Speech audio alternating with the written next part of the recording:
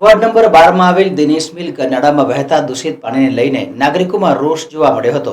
Ward number 12 માં આવેલ દિનેશ મિલ ગરનાળા નીચે દૂષિત ગંદુ પાણી વહેતું હતું, જે અગાઉ મીડિયા દ્વારા પ્રસારિત કરવામાં આવ્યું હતું, છતાં પણ તંત્ર હજુ નિંદ્રાધીન છે।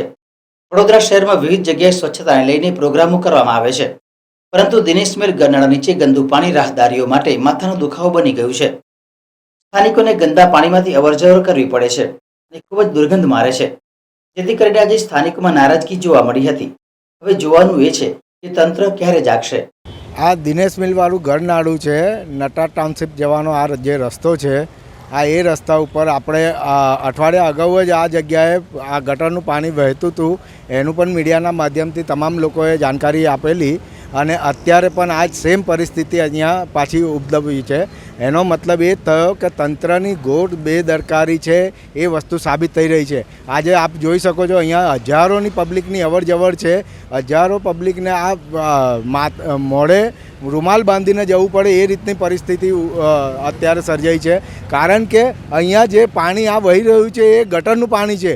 આ તંત્રની ઘોર બેદરકારી છે, વારંવાર આ તકલીફો થઈ રહી છે પણ એમની આંખો જ નથી ખુલી રહી। આ જાડી ચામડીના મગર જેવા જે બેઠેલા છે અધિકારીઓ છે એ લોકોની આંખો નથી ખુલી રહી, એ ઘોર નિંદ્રામાં છે। એ લોકોને હવે અમારે જગાડવા જવું પડશે એ રીતની પરિસ્થિતિ અત્યારે સર્જાઈ છે, એ પ્રમાણે અત્યારે લાગી રહ્યું છે।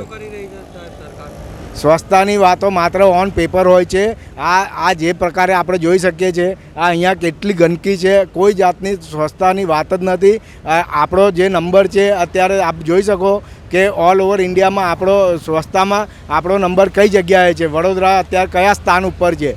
અને જે મોટી મોટી વાતો કરે છે માત્ર એ ઓન પેપર છે, માત્ર એ લોકોનું બજેટ પાસ કરાવવા માટે આ સ્વચ્છતાની વાતો થતી હોય છે, ભ્રષ્ટાચાર કરવા માટે સ્વચ્છતાની વાતો થતી હોય છે। બાપુ ગાંધી જયંતિ અત્યારે 2 દિવસ અગાઉ જ ગઈ છે આપણે, અને અત્યારે આપણે આ જોઈ શકીએ છીએ કે આ પરિસ્થિતિ છે।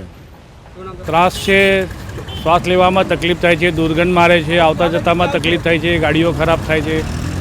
શું ખાલી એક આ ગટરના પાણીના લીધે માણસને કેટલી બધી હેરાનગતિ સહન કરવી પડે છે। હવે તમે જુઓ અને કોની બેદરકારી લાગે? કોની હોય આના માટે, કોણ જવાબદાર હોય? પાણી આવું તો બધા જ હોય ને, આમાં નીચેથી લઈને ઉપર સુધી બધા જ હોય। પહેલાં પણ આ પાણી આવી રીતે લીકેજ થતું હતું અગાઉ પણ? હા હા, એ થાય છે, શું કર્યો।